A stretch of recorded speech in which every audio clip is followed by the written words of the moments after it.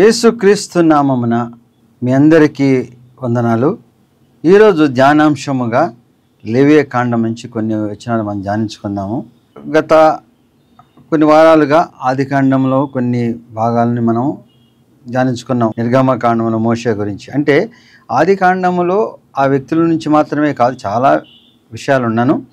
ముఖ్యంగా దేవుడు ఏ విషయంలో మనకి బయలుపరిచాడో అనే ఒక ఉద్దేశంతో కొంతమందిని గురించి ధ్యానించుకున్నాం. ఈరోజు లేవియ కాండము బలులు ఇవన్నీ ఉంటాయి కాబట్టి ఇప్పుడు ఈ విషయం గురించి ఎక్కువ ధ్యానించడం జరగదు. ఎందుకంటే దాంట్లో బలులు మనం ఆచరించట్లేదు, మనకి కాదు. యేసుక్రీస్తు ఒకసారే సిలువ పైన బలియాగం చేశాడు కాబట్టి ఏమి మనం చేయాల్సిన అవసరం లేదు. అయితే అవన్నీ ఎందుకు లిఖించబడి ఉన్నాయి, వాటి ప్రాముఖ్యత ఏంటి, మరి గ్రంథంలో లిఖించినప్పుడు మనం ధ్యానించవచ్చా లేదా ధ్యానించకూడదంటే దానికి ఒక సాదృశ్యం ఉంది కాబట్టి ఇంకా అది మన గ్రంథంలో లిఖించబడింది కాబట్టి ఈరోజు ధ్యానించుకుందాం. అపోస్తులుడైన పౌలు హెబ్రీయులకు రాసిన పత్రిక 10వ అధ్యాయము 6వ వచనం నుంచి మనం కొన్ని వచనాలు ధ్యానించుకుందాం. బలియు అర్పణయు నీవు కోరలేదు, కానీ నాకొక శరీరమును అమర్చితివి. పూర్ణ హోమములను పాప పరిహారార్థ బలులను నీకిష్టమైనవి కావు.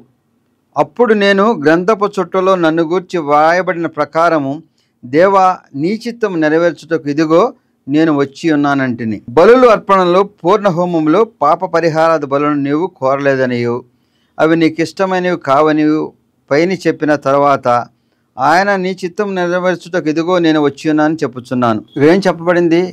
బలులు, పాప పరిహారార్థ బలులు ఇవన్నీ కూడా నాకు అవసరం లేదు, ఇవన్నీ కూడా నీకు అవసరం లేదు కాబట్టే నేను వచ్చినానని యేసుక్రీస్తు ప్రభు చెప్తున్నాడు తండ్రితో.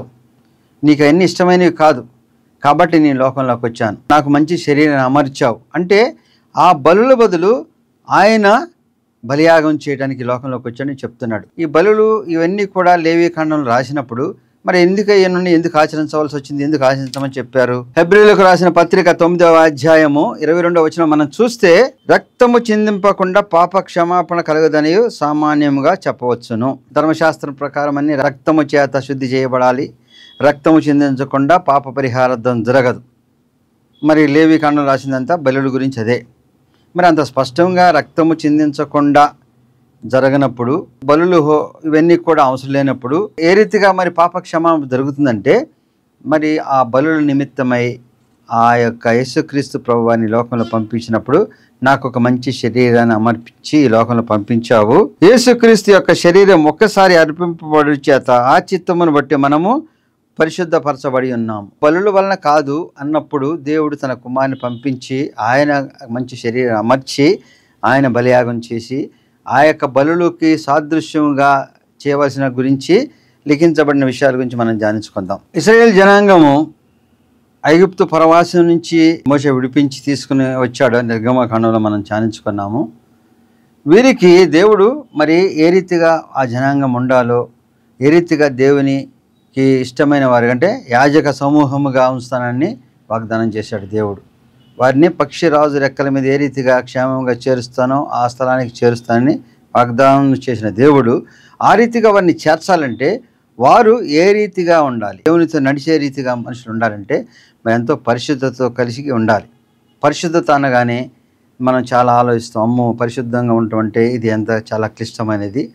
కొంతవరకు మనం దేవుళ్ళు ఉంటాం కానీ పూర్తిగా పరిశుద్ధులుగా ఉండగలుగుతామా? కొంతగా పరిశుద్ధత ఉంటే సరిపోతుందా? కొంతవరకు పాటించి కొంతవరకు పాటించినందుకు అనేక సమస్యలు, క్లిష్టమైన పరిస్థితులు ఎదుర్కొంటూ చూస్తూనే ఉంటాం. శరీరానికి పూర్తి ఆరోగ్యం కావాలంటే ఆ నియమ నిబంధనలన్నీ పాటించి సంపూర్ణ ఆరోగ్యం కలిగి ఉన్నప్పుడు మాత్రమే లోకంలో జీవించగలుగుతూ ఉంటాం. లేకపోతే కొంతవరకు పాటించినప్పుడు పూర్తి ఆరోగ్యం లేనప్పుడు మనము పరిపూర్ణంగా జీవించడానికి కానీ కుదరదు, ఉండదు. దేవుని యందు నిలిచిన వాడు పరిశుద్ధతతో కూడి ఉండాలి. పరిశుద్ధంగా లేనప్పుడు దేవుని మీద నిలిచి ఉండలేము. కొంతవరకు మాత్రమే పరిశుద్ధత ఉంటే అది మన శరీరంలో ఆరోగ్యాన్ని ఏ రీతిగా నిర్లక్ష్యం చేసి వ్యాధిగ్రస్తంగా ఉంటామో అట్లా దేవుని యందు నిలిచిన వాళ్ళంగా ఉండం. కాబట్టి అది మనం పరిశుద్ధత ఏ రీతిగా ఉండాలో ఇక్కడ లేవి కాండంలో చెప్పబడింది. పరిశుద్ధంగా ఉండాలి. ఎందుకంటే మోషే మరి మండుచున్న పొద్దు దగ్గరికి వెళ్ళినప్పుడు మొదటిగా దేవుడు చెప్పిన ఆజ్ఞ ఏంటి? మోషే నువ్వు నుంచున్న స్థలము పరిశుద్ధ స్థలము కాబట్టి అక్కడ నీ పాదరక్షణ విడమని, అంటే నీలో పాపం మీద అక్కడ విడిచి నుంచో అప్పుడు నువ్వు నాతో సంభాషణ చేయొచ్చు, లేకపోతే నేను చెప్పే కనులకి నువ్వు వెళ్తావు, నేను చెప్పిన వాడిగా నడుస్తావు, నా యందు నిలిచేవాడిగా. అంటే దేవుని యందు నిలిచి ఉండాలి, దేవుని యొక్క క్రియలు చేయాలి, దేవుని బిడ్డలుగా జీవించాలంటే పూర్తి పరిశుద్ధత కలిగి ఉండాలి. సంపూర్ణ పరిశుద్ధత అంటే మనం కొంత పాటించని కాదు. అది ఏ రీతిగా వస్తుందో, ఏ రీతిగా ఉంటుందో లేవీకాండంలో బలుల ద్వారా చూపించారు. ఎందుకని అప్పటి కాలంలో మనుషులకి మరి సంపద అన్నీ కూడా జంతువులు వీటిని బట్టే సంపద, కానీ ఇప్పుడులాగా బంగారం లేకపోతే ఇవన్నీ ఉన్నా ఎక్కువ కూడా ఈ రీతిగా ఉండే జీవన క్రమం అది. వాటికి ఏ రీతిగా చేసి పరిశుద్ధత పొందాలో వాక్యం చెప్పబడింది. యేసుక్రీస్తు రాబో కాలంలో ఏ రీతిగా అవి నెరవేర్చబడతాయో సాదృశ్యముగా ఉన్నవని మన స్పష్టంగా మనకు అర్థమవుతుంది. ఎట్లా ఎవరైతే పాపం చేశారో వారు ఆ పాప పరిహారార్థం లేకపోతే నివారణ కోసమై మరి ప్రత్యేకమైన అపరిశుద్ధం లేని మరి మగ గొర్రెపిల్లను లేకపోతే పశువును పావురాన్ని తీసుకొచ్చి బలి అర్పించినప్పుడు వాటి మీద తన చేయి పెడితే తన తరపున అవి ఆ బలియాగం చేస్తే పాపము పోతుందనేది జరుగుతుందనేది విషయం. ఈ బలులు అర్పిస్తే ఏం జరుగుతుంది? ప్రతి ఏటా నువ్వు పాపం చేసినప్పుడల్లా ఒక బలిని అర్పిస్తే పాప పరిహార్థం అయినట్లేనా? మళ్ళీ తిరిగి పాపం చేస్తున్నప్పుడు మరి ఆ పాప పరిహార్థ బలి మరి ఉపయోగం ఏంటి? ప్రతి ఏటా ఆ రీతిగా నీ యొక్క పాపాలను ఒక గొర్రెను ఒక పశువును ఎంచుకొని దాని మీద చేయబెడితే నీ పాపం తొలగిపోతుందని కాదు. ఆ రీతిగా నీ యొక్క పాపాన్ని మరి పరిహరించడానికి ఒక బలియాగం చేసినప్పుడు ఎంత క్షోభ ఎంత వస్తాయో అవన్నీ గ్రహించే సూచనగా మనకు అర్థమయ్యే రీతిగా చేస్తుంది. కాబట్టే ఆ బలియాగం చేయమన్నారు. ఆ బలియాగం చేసిన తర్వాత మనం ఎంతగా మార్పు చెందాలి? మళ్ళీ తిరిగి పాపం చేస్తే తిరిగి మళ్ళీ బలి అర్పిస్తే అది ఆచారంగా మారి నీలో పాపాన్ని తీసివేసేదిగా ఉండదు. ఆ యొక్క బలుల వలన నాకు ఇష్టం లేదని దేవుడు చెప్తున్నాడు. సరే, ఆ ఏమేమి బలులు చెప్పబడినవి, ఎందుకని ఆ బలులు సాదృశ్యంగా ముందు కాలంలో మనకి వర్తిస్తాయో మనం ధ్యానించుకుందాం. లేవీకాండము 1వ అధ్యాయము 3వ వచనం మనం చూస్తే, నిర్దోషమైన మగదాన్ని తీసుకుని రావాలను, తాను యెహోవా సన్నిధిని అంగీకరింపబడునట్లు ప్రత్యక్షపు గుడారం యొక్క ద్వారముకు దాన్ని తీసుకురావాలను. అతడు దహన బలిగా అర్పించు పశువు తల మీద తన చేయి ఉంచవలను. అతని నిమిత్తము ప్రాయచిత్తము కలుగునట్లది అతని పక్షముగా అంగీకరింపబడను. ఇది బలి అంటే అతని పక్షముగా ఆ యొక్క పశువు అంగీకరింపబడి ఆ యొక్క ప్రాయచిత్తానికి చేసే క్రియ. అంటే అతను పాపం చేసిన దాని నిమిత్తము ఆ యొక్క ప్రాయచిత్తము ఒక బలి ఇస్తే సరిపోతుంది అనుకున్నారు. అయితే ఆ బలి ఇచ్చిన తర్వాత ఏమైంది? అతనికి ఏమీ ఆ యొక్క బలి వలన నష్టం జరగలే, ఒక జంతువు జరిగింది.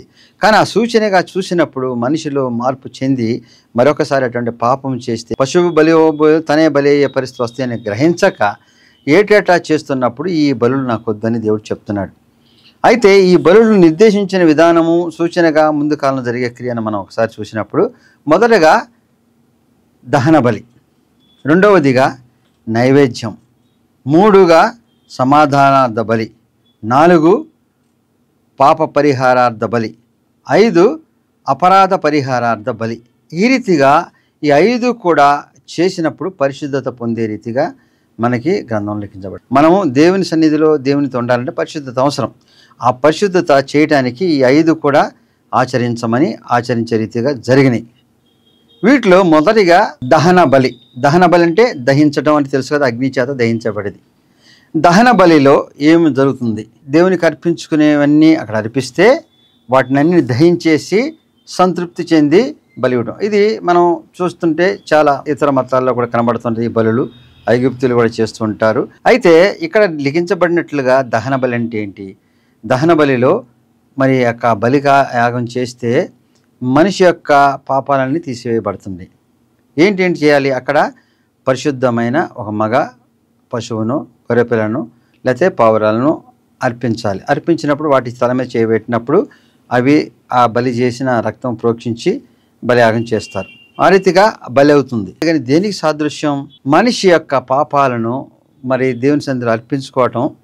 మరి అర్పించుకునేటప్పుడు ఒక పశువునో లేకపోతే గొర్రెనో కాకుండా తనలో ఏదైతే ఉందో పాపం అవన్నీ దేవుని సన్నిధిలో అర్పించుకోవడమే దహన బలి. అంటే మనం కంటితో అనేకమైన పాపాలు చేస్తుంటాం.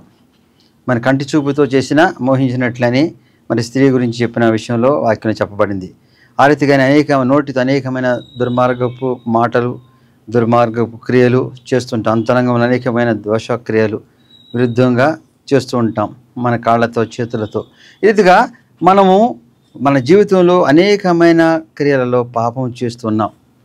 మరి దేవుడికి సన్నిధికి రావాలంటే దేవునికి అర్పించుకోవాలి, సమర్పణ చేయాలి. అదే బలులు, అర్పణలు అంటే ఈ విషయం చెప్పబడింది. దేవునికి ఏమని అర్పించాలి? మన శరీరాన్ని అర్పించాలి. మన శరీరంలో మన చేతులతో చేసే క్రియలను, పాప క్రియలను తొలగించే రీతిగా అక్కడ అర్పించుకోవాలి. ఆ రీతిగా మన కాళ్ళతో మనం చేసే పాప క్రియలు, అంటే మనం ఎక్కడికి వెళ్తున్నామో, ఎటువంటి నిషిద్ధమైన క్రియలు చేస్తున్నామో ఈ చేతులతో కాళ్ళతో, అట్లా కాళ్ళను మనం అర్పించుకోవటం. ఆ రీతిగా కన్నులతో చేస్తున్న పాపాల గురించి అర్పించుకొని అక్కడి నుంచి అటువంటి పాపం చేయకుండా, ఆ రీతిగా నోటితో, ఈ రీతిగా మనము శరీరముతో చేసే అనేకమైన దుర్మార్గ క్రియలను వాటి నుంచి నిషిద్ధము పొందటానికి దేవుని సన్నిధిలో అర్పించుకున్నప్పుడు ఆ యొక్క దహన బలి అగ్నితో దహించి వేస్తుంది. అంటే ఆ యొక్క అగ్ని ఏమి దహించి వేస్తుంది? మనలో ఉన్న పాపాలను దహించి వేయడానికి అర్పణ చేసుకుంటాం. అంటే పరిశుద్ధత ఎప్పుడు పొందుతాము? దేవుని సన్నిధిలో మనం అర్పణ చేసుకున్నప్పుడు ఆ అర్పణలో ఉన్న పాపమైన విషయాలను, ఆ భాగాలలో ఉన్న పాపమైన విషయాలు, శరీరంలో ఉన్న విషయాలన్నీ మనం దేవుని సమర్పించుకొని ఇవి చేయమని ఎప్పుడైతే అన్నామో, వాటిని దహన బలిగా మేకను ఆ రీతిగా బలిస్తే దహించి వేసిన, అగ్నితో దహించి వేశారో ఆ రీతి దహించి వేయటాన్ని బట్టి దహన బలి అనే యొక్క క్రియను ఏర్పాటు చేశారు. ఇవన్నీ కూడా ముందు కాలంలో యేసుక్రీస్తు చేసే వాటికి సాదృశ్యం. యేసుక్రీస్తు గురించి మన చాలా విషయాల్లో బలియాగం గురించి చూస్తే ఏం చేస్తాము? ఆయన శిలువ మరణాన్ని గురించి మాత్రం ధ్యానించేస్తాం. కానీ ఆయన శిలువ మరణం కాదు, ఆయన జీవితంలో మొదటి నుంచి జీవించిన విధానం కూడా చూస్తే ఏ రీతిగా జీవించాడు, తర్వాత శిలువ యాగం చేశాడు.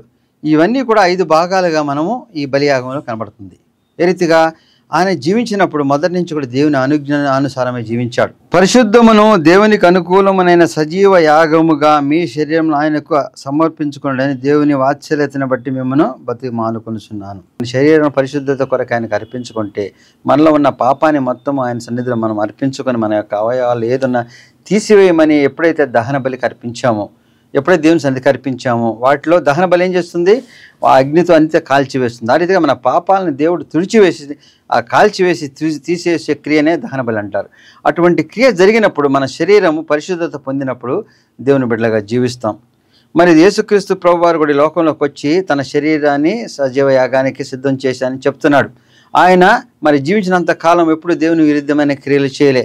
అనేక సార్లు ప్రలోభ పెట్టిన సైతాన్ వచ్చి ఈ రొట్టెలను రాళ్ళగా చేయమన్నప్పుడు, నేను దేవుని కుమారుని కాబట్టి రొట్టెలను రాళ్ళగా చేస్తానను, లేకపోతే తన అధికుడిని ఎక్కడా చెప్పలే. అనేక సార్లు బోధించేటప్పుడు కూడా వచ్చి అక్కడికి వీళ్ళు రమ్మన్నప్పుడు, ఇక్కడికి రమ్మన్నప్పుడు దేవుని చిత్తానుసారం ఎక్కడికి వెళ్ళాలో ఆయన అడిగి మరీ వెళ్ళి సేవ చేసిన క్రియలు మనం చూస్తే, దేవుని చిత్తానుసారమైన జీవితం జీవించటంలో తన శరీరాన్ని అర్పించుకున్నాడు. అంటే ఆయన శిలువ పైన బలియాగం కాదు, తన జీవితం మొదటి నుంచి మనం చూస్తే బలియాగం అక్కడి నుంచి మొదలైంది. అంటే ఆయన జీవితంలో ఏ అవయవంతో ఎటువంటి పాపము చేయకుండా జీవించి చూపించడమే మొదటిగా మరి బలియాగం. మొదటి బలియాగం ఆ రీతిగా దేవుని అర్పణ చేసుకోవాలి. రెండవదిగా నైవేద్యం. మరి అక్కడ నైవేద్యం అంటే ఏం పెట్టేవాళ్ళు? ఈ నైవేద్యంలో గోధుమ పిండి, బియ్యము, ఉప్పు, మరి నూనె, ఇవన్నీ కూడా ఉంటాయి. అంటే ఈ మనిషికి ఆహారానికి ముఖ్యంగా కావాల్సినవి. ఉప్పు కూడా చేర్చబడింది. ఏంటంటే ఉప్పు ఎప్పుడు కూడా మనిషిని లేకపోతే దేన్ని పాడు కాకుండా ఉంటుంది. అంటే మన యొక్క మనసు మార్పు చెందకుండా ఉండడానికి ఉప్పు కూడా చేర్చమన్నారు. ఉప్పు ఎప్పటికప్పుడు ఆ యొక్క తుప్పు పట్టకుండా లేకపోతే అది పాడు కాకుండా చేస్తూ ఉంటుంది. అంటే మన యొక్క నైవేద్యము, మన యొక్క ప్రాయచిత్తం, మనం దేవుని సన్నిధిలో అర్పించుకున్నది ఎప్పుడు నూతనంగా ఉండటానికని ఉప్పు కూడా చేర్చబడింది. మనం ఏదైతే భుజిస్తూ, ఏదైతే ఆహారం గురించి ఎదుగుతున్నాం, ఏదైతే చూస్తున్నామో ఆహారాన్ని దేవునికి నైవేద్యముగా సమర్పించగలిగిన స్థితి మనకుందని, మన శరీర ఆశల నుంచి మనము పాపం చేయకుండా నిరోధించుకొని, పాపం చేయకుండా దాని గురించి మనం శోధనలో పడకుండా ఉండే యొక్క క్రియే ఈ యొక్క నైవేద్యం. అటువంటి నైవేద్యం దేవునికి అర్పించి మనలో యొక్క ఆపేక్ష లేని స్థితి, లేకపోతే దానిపైన దేవుని నమ్మకం, విశ్వాసం కలిగిన స్థితిలో దేవునిపైన మనం ఆధారపడి దేవుడు మనకి ఇస్తానే విశ్వాసం కలిగి సూచనగా ఆ నైవేద్యం అనేది ఉన్నది. మూడవదిగా చూస్తే సమాధానార్థ బలి. ఇది చాలా ప్రాముఖ్యమైనది. ఇక్కడి నుంచే మరి ఆ మనుషుల యొక్క బలుల విషయంలో ఇప్పుడు కూడా తర్కం వస్తూ ఉంటుంది. అంటే సమాధానాల బరిలో ఇచ్చే బలి యాగం ఏంటి? మన యొక్క పాపాలు ఏమవుతున్నాయో దేవుని సన్నిధిలో ఒప్పుకొని ఆ పాపాల నిమిత్తము మన దేవునితో సమాధానం ఉండాలి, సహవాసం ఉండాలి. దేవునితో ఉండటం అంటే ఏంటి? మరి ఎప్పటికప్పుడు మనము పాపం చేసి దేవునితో ఉండలేము కాబట్టి మనం ఏదైతే పాపాలు చేస్తున్నామో ఆ పాపాల నిమిత్తము మరి దేవుని సన్నిధిలో ఒక బలి యాగాన్ని చేసి, అంటే పశువును వధించి దాని ద్వారా పాప పరిహార మన యొక్క సమాధానార్థ బలి వస్తుందన్నారు. కానీ దానివల్ల కాదు, సమాధానం మనుషుల్లోకి రావాలి, మనలో రావాలి, మన ఆలోచనలు రావాలి, మన యొక్క క్రియల్లో ఉండాలి, మన యొక్క పనులలో ఉండాలి, మన ఉద్దేశాల్లో ఉండాలి. కానీ సమాధానం కలిగి జీవించడం ఒక జంతువు బలిని ఇవ్వటం ద్వారా రాదు.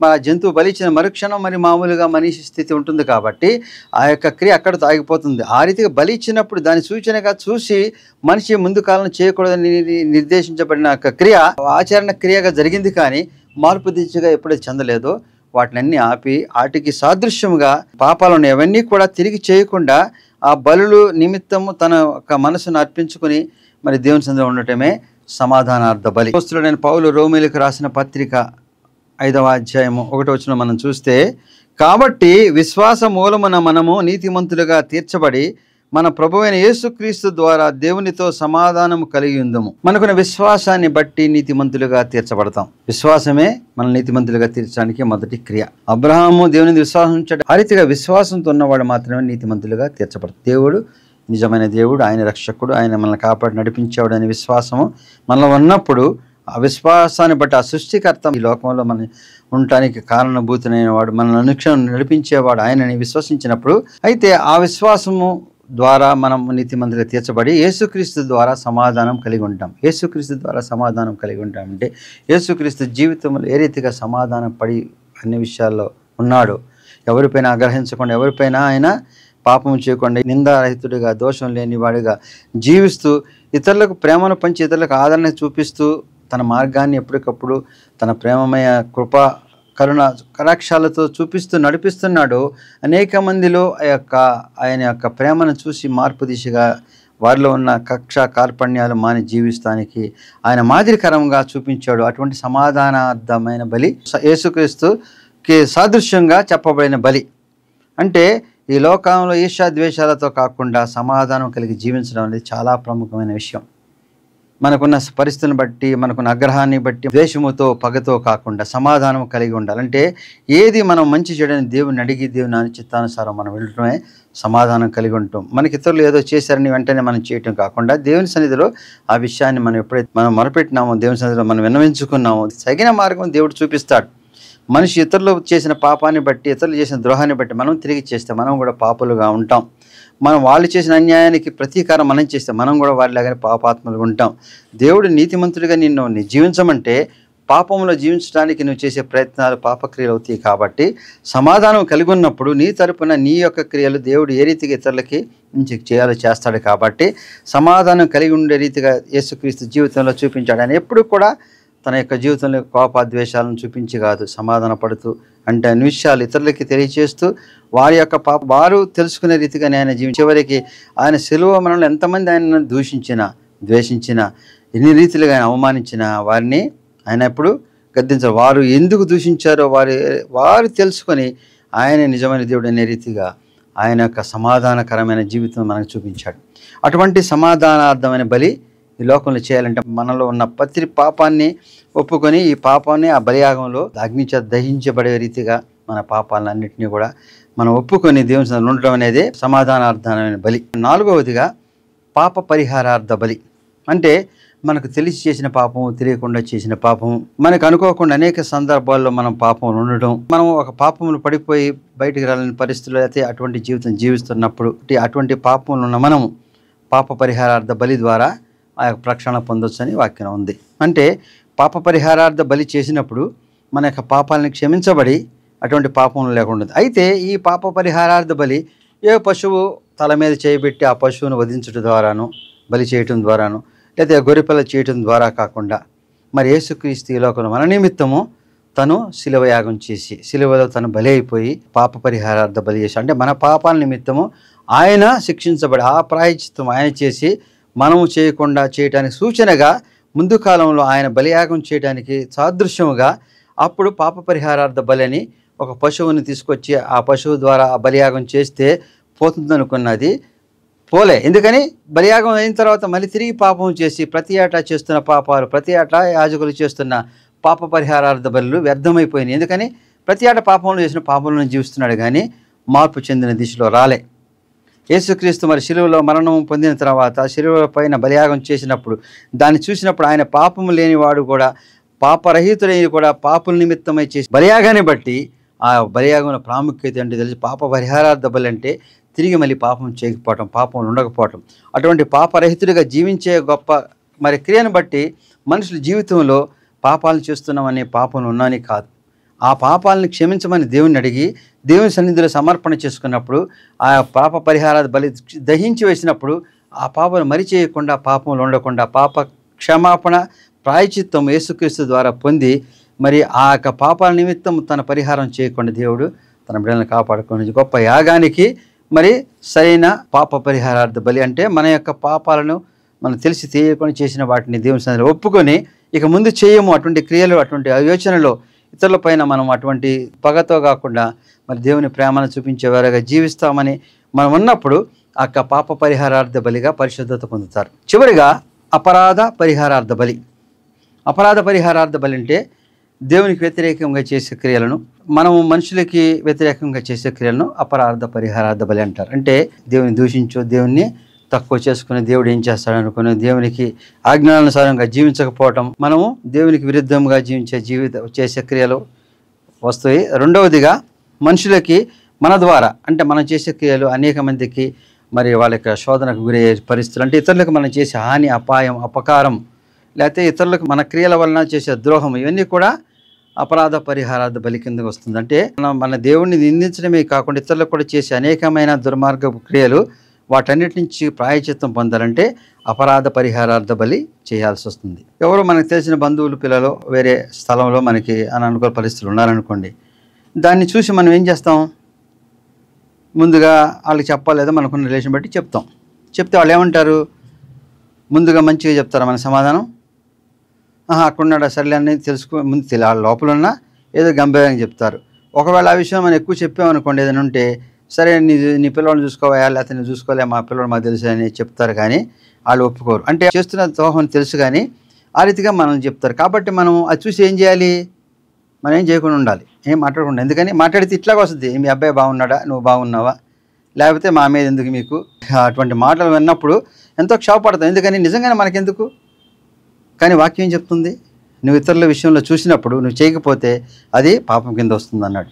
అంటే ఏం చేయమని, ఆ విషయాన్ని తెలిసి అందరికీ పంచమని కాదు, ఆ విషయంలో నువ్వు చేయగలిగిన క్రియ ఏదంటే చేసినప్పుడు వారికి చెప్పిన దానికి ఎక్కువ ఫలితం ఉంటుంది. అంటే ఆ బాబుని గద్దించలేతే అటువంటి క్రియకి వెళ్లకుండా నువ్వేమైనా చేయగలిగితే అది చాలా మంచి కార్యము కింద వస్తుంది. కానీ ఆ విషయాన్ని తెలుసుకుని నువ్వు సంతోషపడవు, లేకపోతే ఆ విషయాన్ని తెలుసుకుని వాళ్ళు ఎట్లున్నారు అనుకున్నావు, ఆ విషయాన్ని వేరే రకంగా వాళ్ళతో చర్చిస్తే అది వారు వేరే రకంగా మరి నీ పైన దూషించే పరిస్థితులు వస్తాయి, నిన్ను వేరే అర్థం చేసుకునే పరిస్థితులు వస్తాయి. కానీ నీ దేవుడు ఏం చెప్తున్నాడు, అక్కడ ఉన్న క్రియలో వాళ్ళు ఆ పరిస్థితుల్లో వాళ్ళు ఎంతో శోధనకు గురవుతున్నారు. కాబట్టి నువ్వు చేయగలిగిన క్రియ ఏదంటే చేయమన్నాడు, కానీ దాన్ని హేళన చేయమనో గేలి చేయమనో ఇంకో రకంగా చేయమని కాదు. ఇతరులు ఏదైతే మరి చెప్పారో ఆ విషయంలో వాస్తవాన్ని ఎరిగి దాన్ని సరి చేసుకున్నప్పుడు మంచిదవుతుంది. అంటే ఇతరులకు మనం హాని చేయకపోయినా వారికి జరుగుతున్న హానిని బట్టి వారిని సరి చేయగలిగిన స్థితి నీకుంటే చేయకపోతే కూడా పాపం. కాబట్టి నీవు ఇతరులు ఏమంటారని కొనుక్కోకుండా దానికి సరైన సమాధానకరమైన పరిస్థితులను ఉండి చేయటం అనేది చాలా ముఖ్యమైనది. తర్వాత తెలియచేసే విధానం కూడా వారిని హేళన చేసినట్టు కాకుండా ఉన్నప్పుడు, అంటే ఆ ప్రయత్నం ఎట్లుండాలంటే వారికి మంచి జరగాలని యొక్క మనసులో నీకు ఉన్నప్పుడు ఆ ప్రయత్నం నెరవేరుగా ఉంటుంది. కానీ నువ్వు వారికి ఏదో జరుగుతుందని నేను వేరే రకంగా చేస్తే అది నువ్వు పాపం చేసినట్లెక్కే. కాబట్టి అపరాధం అనేది ఎందుకు వస్తుంది, మనం ఎదుటి వారి పట్ల ఏ క్రియ వలన వారికి శోధన వస్తుంది, ఏ క్రియ వలన వారికి అన్యాయం జరుగుతుంది, ఏ క్రియ వలన మోసపోతున్నారు, అటువంటి క్రియ చేస్తే అపరాధమైన పాపం. అంటే మామూలు పాపం కాదన్నప్పుడు అపరాధ పరిహారార్థ బలి అంటే పరిహారార్థ బలి మామూలుగా పాపం చేసినప్పుడు, అపరాధ పరిహారార్థ బలి అంటే నువ్వు దేవుని పట్ల కూడా నీ దేవుడైన యెహోవాను నమ్ము, విశ్వసించు, ఆయన విశ్వసించిన బట్టి నీతిమంతుడు. అంటే నువ్వు దేవుని విరుద్ధంగా మాట్లాడితే వ్యతిరేకమైన క్రియలు అపరాధం చేసిన వాడిగా అవుతుంది. కాబట్టి ఈ రీతిగా మనుషులు చేస్తున్న క్రియలను 5 రకాలకు సరైన బలియాగాలుగా లేవికాండంలో లిఖించబడింది. ఇవన్నీ బలుల ద్వారా పోతే అనుకుని లిఖించబడింది. కానీ బలుల ద్వారా పోతే అనుకున్న క్రియలు ఆ బలులు చేసినప్పుడు మరి తిరిగి వాటిని చేయకుండా ఉన్నప్పుడు ఆ బలి యొక్క మరి యాగానికి పరిపూర్ణ చెందేది. కానీ ఆ బలులు గొర్రెల ద్వారా పశువుల ద్వారా వెళ్తున్నాయి కాబట్టి వాటితో సరిపుచ్చుకుందామని మనిషి ఎప్పుడైతే జీవిస్తున్నాడో అవన్నీ నాకు అక్కర్లేదని దేవుడు వాక్యం చెప్తుంది. ఈ బలులు హోమాలు నాకు అవసరం లేదు, అయితే రక్త ప్రోక్షణ కావాలి కాబట్టి వీటి నిమిత్తము, ఈ బలియాగ నిమిత్తం నా కుమారుని లోకంలో పంపిస్తున్నాను. ఈ 5 బలియాగాలు కూడా నా కుమారుని ద్వారాగా ఆ సాదృశ్యంగా మీకు చెప్పబడింది, మీరు అనుసరిస్తున్నారు. కానీ 5 బలియాగాలు కూడా నా కుమారుని ద్వారా పరిపూర్తి చేసినప్పుడు మీరు ఒక పరిశుద్ధులుగా ఉండటానికి నా కుమారుడు మిమ్మల్ని విషయంలో తనే శిలువ యాగం చేశాడు.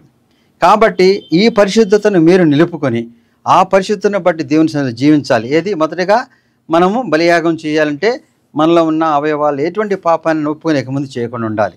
రెండవదిగా మనం అన్నిటిమైన ప్రీతిపాత్రంగా ఆహారం విషయాల్లో మనం పాపం చేయకుండా దేవునికి సమర్పించుకుని లేదా దేవునికి ఇతరులకి సాయం చేయగలిగిన మనుషులాగా జీవించడం అది ప్రముఖమైనది. మూడవదిగా సమాధానార్థ బలి. మనం దేవునితో సహవాసము లోకంలో సమాధానం కలిగి ఉన్నప్పుడు జరుగుతుందంటే మనం రాగద్వేషాలతో ఉన్నప్పుడు దేవునితో సహవాసం చేయలేం. కాబట్టి దేవునితో సహవాసం చేయాలంటే సమాధానం కలిగి ఉండాలి. సమాధానం కలిగి ఉండాలంటే ఎప్పుడు మన ఇతరుల పట్ల లేకపోతే మనము ఏ విషయంలో ద్వేషం పగ లేకుండా జీవించడం, అటువంటి దానికే చేసే బలియాగం సమాధానార్థ బలి. మరి ఆ యొక్క సమాధాన బలి యేసుక్రీస్తు ప్రభు వారిలో చూస్తున్నాం మనం. మన జీవితంలో అప్పటి వరకు మరి ఎన్నో విషయాల్లో సమాధాన పడి ఎవరిపైన పగ ద్వేషము లేకపోతే ఇంకొకరిని ఇతరులపైన లేపి యుద్ధము లేకపోతే అటువంటి మరణ కాండాలు జరగకుండా దేవుడు నడిపించాడు. 4వదిగా పాప పరిహారార్థ బలి. 5వదిగా అపరాధ పరిహారార్థ బలి. పాపం మనం చేస్తున్న మనకు తెలిసి తెలియని పాపాల గురించి దేవుని ఒప్పుకొని అవన్నీ కూడా క్షమించమని మనం అడిగినప్పుడు అవన్నీ క్షమించబడటానికే యేసుక్రీస్తు శిలువలో మరి తన రక్తాన్ని చిందించాడు. అపరాధ పరిహారార్థ బలి విషయంలో కూడా మన నిమిత్తం ఆయన క్రయదానాన్నిగా మరి శిలువలో చేసిన దాన్ని బట్టి అపరాధ పరిహారార్థ బలి కూడా మనం చేయకుండా అవన్నీ కూడా ఆయనే శిలువలో అనుభవించాడు. కాబట్టి ఆ పరిశుద్ధత మనం పొందాలంటే మనలో మార్పు, మరిక పాపం చేయకుండా అవయవాలతో, ఆలోచనలతో, మన క్రియలతో, మన యొక్క మరి సహవాసాలతో, మన యొక్క ప్రతి విధమైన చర్యలు పాపము లేకుండా నిర్దోషముగా జీవిస్తూ ఏదైతే నిర్దోషమైన మరి యొక్క పశువు కానీ ఆ గొర్రె కానీ తీసుకొచ్చి బలియాగం చేసినప్పుడు దాని ద్వారా తీరుస్తాను అనుకున్నారు. మరి అటువంటి బలియాగం నీకు ఇవ్వలేదు కానీ నిర్దోషత్వంతో నిన్ను జీవించమన్నాడు. ఇటువంటి పాపం లేకుండా జీవించమన్నాడు. ఇటువంటి 5 రకాలైన పాపాల నుంచి నువ్వు చేయకుండా ఉన్నప్పుడు దేవుని సన్నిధికి దగ్గరగా ఉంటావు. ఎందుకని వాటి నిమిత్తము పాప పరిహారార్థ బలులన్నీ కూడా ఆయన కుమారుని ద్వారా అర్పించబడింది. కాబట్టి ఆ బలులు మనం చేయకుండా, మరి హెబ్రీయుల గ్రంథంలో లిఖించబడింది, మనం చేయకుండా మనము దేవుని యందు విశ్వసించి ఆయన ఒప్పుకొని అటువంటి పాపక్రియలు మనం చేయకుండా జీవించినప్పుడు ఆ పాపము లేకుండా పరిశుద్ధతతో కూడి ఉంటాం. ఆ పరిశుద్ధత కూడిన వారికే యాజక సమూహముగా, మరి ఆయన యొక్క జనాంగముగా మనల్ని ఈ లోకంలో తన దగ్గరికి కూడా క్షేమంగా చేర్చగలిగిన దేవుడు ఉన్నాడు. కాబట్టి అటువంటి పరిశుద్ధతకై మనము మరి దేవుని సన్నిధిలో ఆ బలియాగాలన్నీ కూడా మరి సాదృశ్యంగా యేసుక్రీస్తు ముందు కాలం చూపించాడు, చేశాడు. మనము వాటిని చూసి మన యొక్క జీవితాల్లో మార్పు చెందే దిశగా మనం ఉన్నప్పుడు దేవుని బిడ్డలుగా జీవిస్తాము, దేవుని సన్నిధికి వెళ్ళేవారుగా ఉంటాం. సర్వశక్తి మిక్కిలి కనకరముల తండ్రి, మహోన్నతుడైన యేసయ్య రక్షక వందనాలు తండ్రి. వాక్యం ద్వారా చాలా విషయాలు మాకు మరి ధ్యానించుకున్నప్పుడు మర్మాలు తెలియజేయగలిగిన దేవా. ముఖ్యంగా ఈ బలులు, యాగాలు ఈ మనుషుల్ని చేసే కాదనుకునే యొక్క దృక్పథంలో అవి సాదృశ్యముగా ముందు కాలంలో నువ్వు చేసిన బలియాగం మరి ఏ రీతిగా ఉందో దానికి అనేకమైన బలులర్పించి కూడా పొందలేని వారికి నీ బలియాగం ద్వారా ఆ యొక్క పాప ప్రాయశ్చిత్తం కలగజేసి మాకు రక్షణ కలిగించిన దేవా. నీ యొక్క రక్షణ కార్యము పరిశుద్ధతో కూడిన జీవితానికి మాకు పునాదులుగా ఉండేలాగా నడిపించము. అటువంటి పరిశుద్ధమైన జీవితం జీవించినప్పుడు నీ యందు నిలిచిన వారముగా, సహవాసం చేసేవారుగా, నీ బిడ్డలుగా జీవించి నీ యొక్క నిత్యరాజ్యానికి వారసులుగా ఎదిగే గొప్ప కార్యములో మమ్మల్ని నడిపించమని క్రీస్తు వారి పేట పెట్టుకుంటున్నాం తండ్రి. ఆమెన్.